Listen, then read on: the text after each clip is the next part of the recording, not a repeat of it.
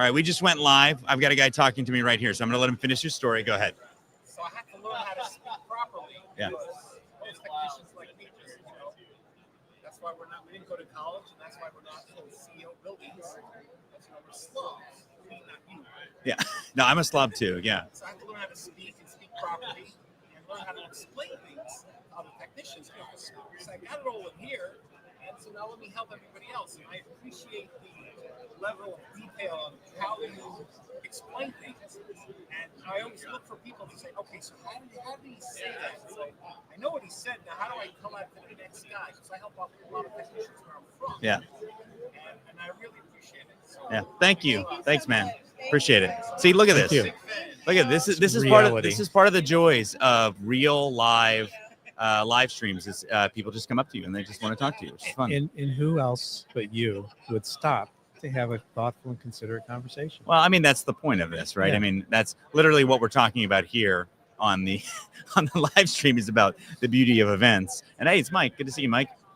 And that's the purpose. Like AHR, and not that we're gonna talk about other things. Oh, by the way, we're here live at AHR 2025. I have Bill Spohn from TruTech Tools, TruTechTools.com. Use the offer code GetSchooled for a great discount at checkout, as always. Do you say that when you go to sleep at night? I do sometimes. Yeah, it's what. Here's a weird thing about me, and it proves that something's one broken. Of the weird things about you. One of the many weird things about me is that it's like that intro that I do about some things you forgot to know along the way, and that whole thing. I cannot say that if I'm not in an intro of a podcast. Like, I literally don't know what it is I say. Wow. It's like singing a song where somebody asks you, or like saying the alphabet backwards. Mm-hmm. I don't even know what it is until I get into the character. So anyway, Bill's here.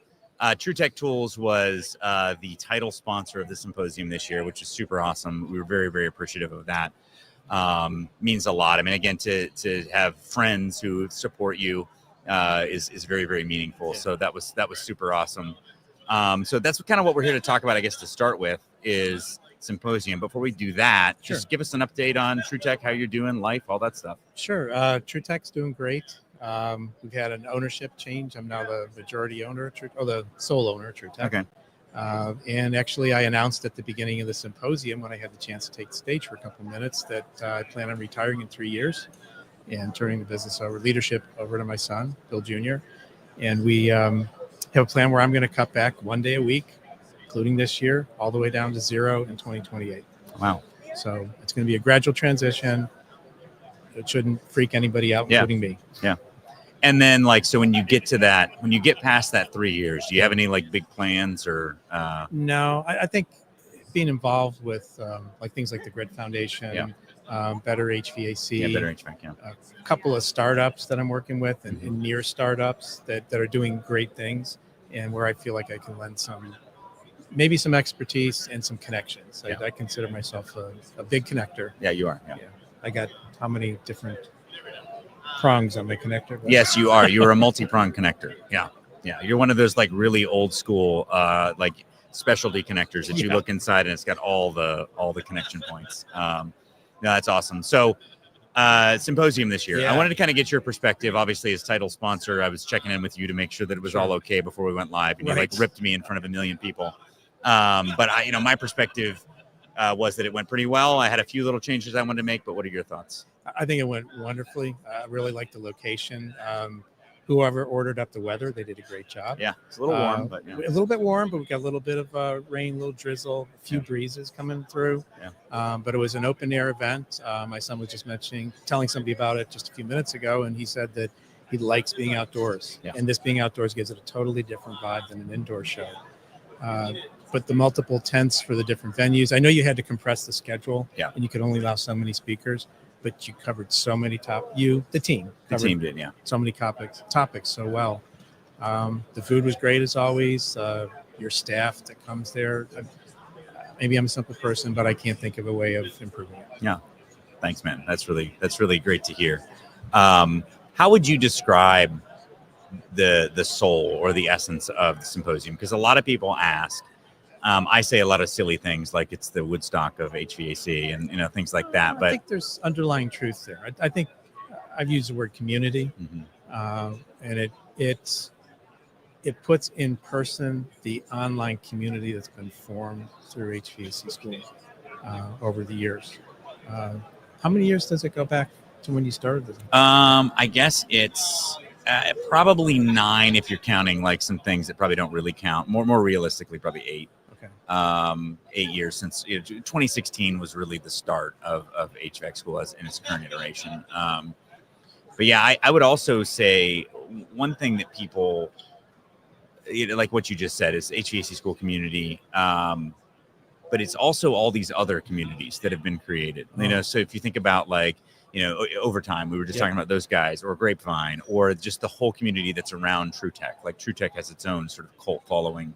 The group that's around MeasureQuick, like there's these TEC, RetroTech, they all have their kind of like people. Yeah. And that's maybe catalyzed around Symposium, but I actually think it's probably less so HVAC School than it was, because there was a while where like the HVAC School group was the group for everyone, but now everybody's kind of, they have they stay loosely connected at the Symposium, but they all kind of have their own thing now, which I personally think is great. I think it's important.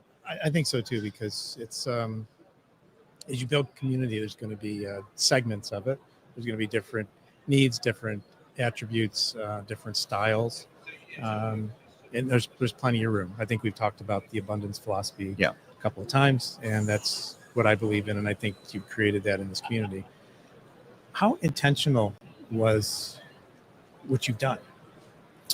What's interesting is, like, I saw all of this in my mind's eye, but in a very loose way. Like, and that's the difference between, I think, somebody like you and I, or Leilani and I, where like you can see the details. I can't. It's more like it's sort of a dream state. But there's things that you just, like you go back to even when you're like a kid, and I'm going to get real woo-woo here, but you go back when you're a kid, and there's just people who you meet and you just like connect. Yeah. You just feel a connection. You don't have to know them real well.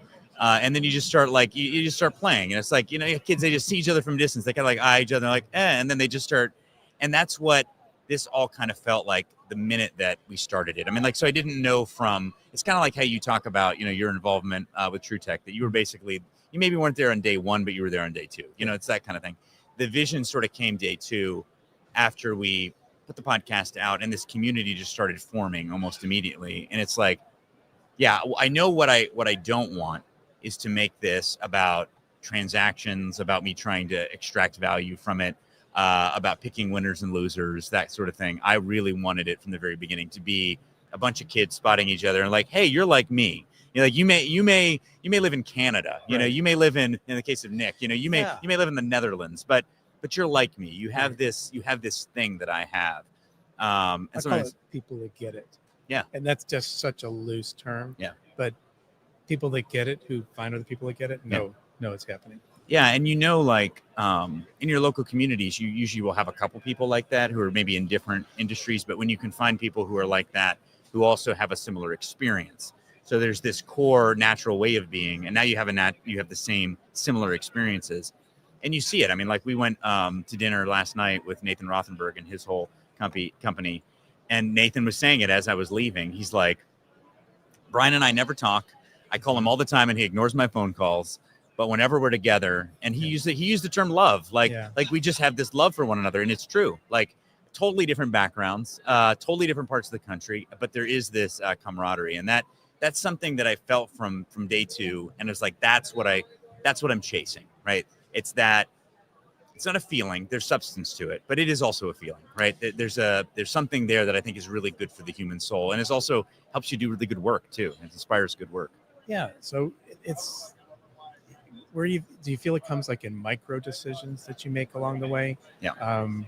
Do you have to pause sometimes? Yeah. And think about like the fork in the road? Yeah. Yeah, absolutely. I use the award ceremony as an example. We went to that a couple nights ago, and like I'm not the kind of guy like dressing up and getting an award. It's like it's not how I'm wired, right? It's like, I don't know, like, and Ben knows, I apologize to him. I'm like, look, I was a grouchy old man about it. Like I was. And those are those kind of micro decisions where sometimes I even make the wrong one. but then the community kind of tells me when it's the wrong one. It's like, you should really, Nicole Bush's one from AHR, she's like, you should really go to the awards. I'm like, I don't like dressing up. I don't like doing this. She's like, you should really go to the awards. Like, it's a good thing. Like, people feel good about it. Tradespeople get activated and excited about the trade. It's a good thing. And that's one example of that kind of thing where there's a fork in the road and you get to decide, am I going to lean into community and what's good for everyone? Or am I going to follow my preference, right? And because my preference is my preference, and that's all. And that's fine. Like, a lot of us do that. I like this, I don't like that. But for me, what I like most is community. What I like most is seeing people, I call it coming awake to the trades. The kids in Chicago last year when we walked the floor, that was one of the best examples of that, where they went from here on their phones to coming awake to, holy cow. Yeah. Soraya said it to me, my daughter-in-law. She's like, this is amazing. Like, what is going on here? You know, and AHR has its own kind of angle on that. But you see that happen with a lot of tradespeople who have gone asleep because of the repetition and being beat down by the job and all that. And then all of a sudden they come around to the tradespeople and they come awake to it. And so always leaning and orienting myself towards that whenever there's a decision to make as much as possible. So how about the fact that you do have a team? Yeah. And you are the coach, the team leader, the visionary for all of this. When it comes to how much direction do you need to give versus how much do you let things kind of play out to let someone follow their natural path and towards leaning towards community? Yeah. I'm very much on the side of, and probably to a fault sometimes, I'm very much on the side of giving people agency and letting them do it their way. It's why we have Bert, Roman Baugh, Matthew Taylor, a lot of others who you don't know, who are in non-HVAC parts of our business. That's why they stay at Kalos. I mean, that's the reality. It's because it's not like I am able to pay people that much more than everyone else. It's not like it's the intangible of having that agency, having that freedom to pursue to some degree your interest, but also to pursue your meaning within the context of what we do. As it relates to HVAC school and like the symposium, like you see, because some people say, like, oh, you quarterback this thing. It's like, no, Danielle quarterbacks this thing. Yeah. At best, I'm like a GM. You know, I'm more like who should be on the team. That's more the level to which I'm operating in a lot of cases. And you see it. This comes up a lot where people ask my opinion. This is an example of this. And I've learned that when I give my opinion, people take that as a decision. Right. And I've learned now that I have to say, you're asking my opinion. I'm going to give my opinion, but I want you to do what you think is best. Right. Considering what I'm saying, like you consider what everyone else is saying. And that's the way that I like to, operate in leadership. And it doesn't always work out perfectly, right? Because people are going to make mistakes in the same way that if I were making, for example, design decisions, people always come to me with, does this look good? What do you think about this t-shirt? What do you think about this color? What do you think about this tablecloth? And I'm like, I'll give you my opinion, but you shouldn't listen to me because I don't have good taste. You have much better taste than I do. And they're like, yeah, but then you don't like it afterwards. I'm like, I might not, but that's not the point, right? It's not about what I like. That's not the point of all this. So you really put ego aside, would you say? I mean, it's not about you. Yeah, it's not. I know it's not about you. It's not. Yeah. No, and do I have an ego? Absolutely. Am I a sensitive little baby sometimes? Totally. Leilani tells me that all the time, and not in a mean way, like in a real way. Like, stop being a baby. But it's about different kinds of things. It's about like, man, people don't get my vision. You know, oh, it's not. You know, you're not getting along, and that kind of thing. Because even things like I get to be a baby sometimes about things like money. I get really grouchy when I have to think about money. And she's, you know, Leilani's, again, very good about this. Like, no, you have to. That's part of this. You as a leader, you've got to think about it. But there's a big difference between having to think about it because of what you actually care about, which is people, or thinking about it because that's what you care about. Right. Those are two very different things. Yeah, you want to be able to come back or to survive or exist in the future. Right. And money's the transactional thing will get us there. When it comes to, you talked about the general manager and then the coach putting things together. Does there ever have to be a referee? Yes. On the field? Yes, there does. In the community?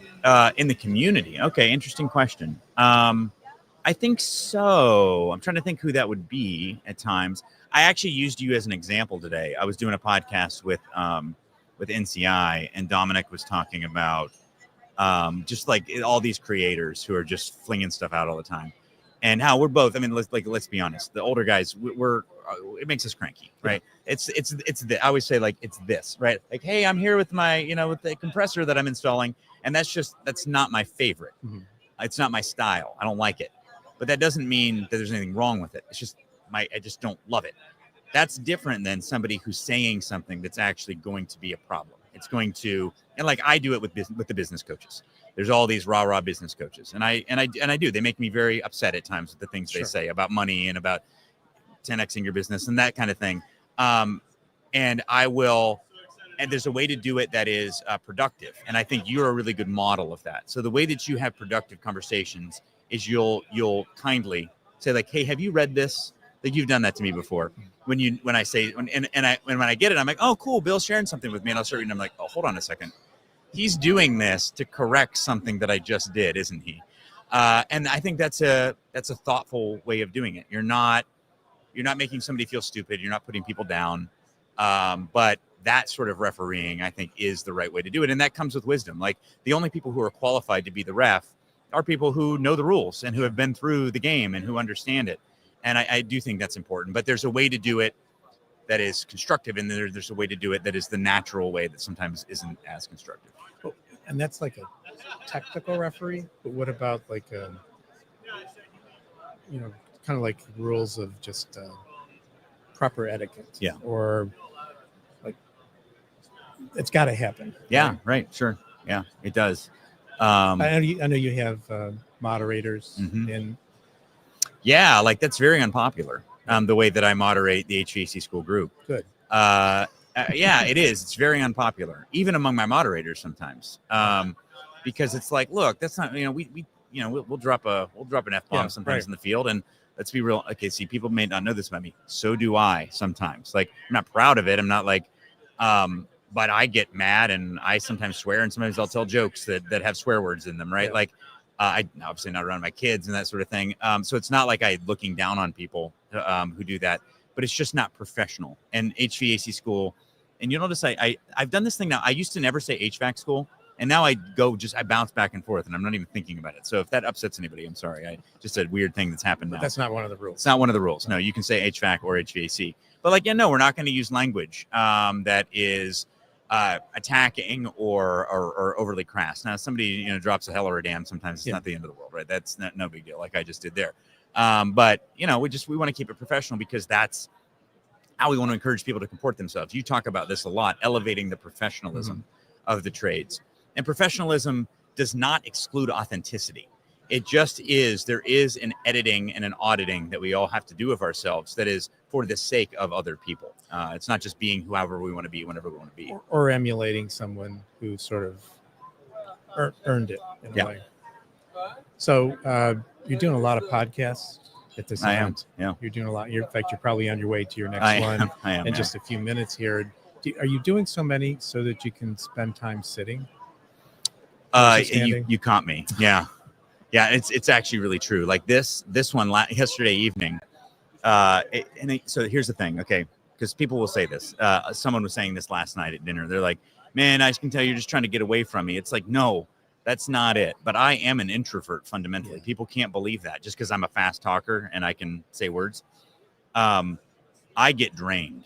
And it's not because I don't want to talk to somebody. I do. It's what I want to do more than anything else. But I just feel my energy sinking. And so this is an opportunity for me to sit and talk to one person and engage in thoughts. And so I had Dre and Elliot giving it away from last night. I was like, hey, guys, sit down. Let's do a podcast, because that way people won't come up to me as much. And I can just focus here, and I don't have to I can get off my feet. I can do my thing. So, yeah, you caught me there. Nice. Yeah. But it's good. AHR, I actually wanted to get your take on that. How do you see AHR for people who haven't been, or for people who maybe don't get it? Like, what is AHR in compared to the other events in the industry? It's everything in one place, and a lot of things you wouldn't expect. And I'd say it's high energy, and there's so many people that are willing to talk to you, want to explain something to you.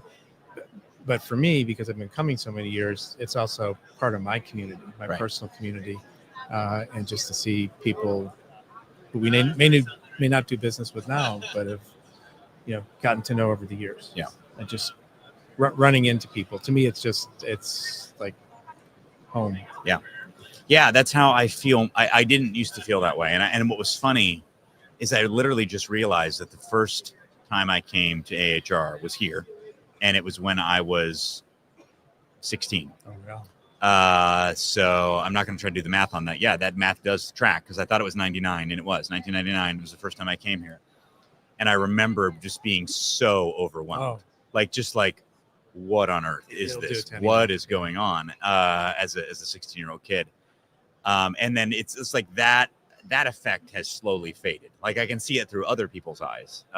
Dre and Elliot, this was both their first time. So last Sunday was cool, like them kind of seeing it. But it's really good. It's a good event. I always tell people, at least come once if you're a technician, contractor, installer, that kind of thing, because it does give you the sense of this trade is huge, and like just a sense of opportunity and possibility that I think is good. Beyond that, it's a lot, and there's a lot that doesn't apply. Like, there's a lot that's not going to apply to what you do every day, regardless of what section, because it's so broad. It's like every possible thing in the industry, from spot coolers to chillers to market refrigeration to valves to little copper fittings. It's everything that you can possibly imagine. Software, yeah, exactly. If you don't want to get stopped by vendors, do not go through the software section. That's one thing I learned. That's where all the aggressive salespeople are, is over there. I was like getting grabbed every other time. But yeah, it's a great event. It's an event that I've been really happy to be able to partner with, and the Podcast Pavilion and other things. And it's exactly what you said. It's like everything. What's the old saying? The reason that we have time is so that it keeps everything from happening from everywhere happening at once. And it's like, so here time ceases to exist, because it's everything happening at once, all at one time. Yeah. That's a great way to end it. Is that it? Is that what we just did? We just ended it? Okay, good. Well, I want to free you up to your that's next true. obligation. That's true. Well, I appreciate it, Bill. It's always a great honor, and I'm looking forward to this next season. And by the way, Bill Jr., I mean, I don't have to say this, but you must be very proud, because he's quite a wonderful person. So, yeah, awesome. Thanks, Bill.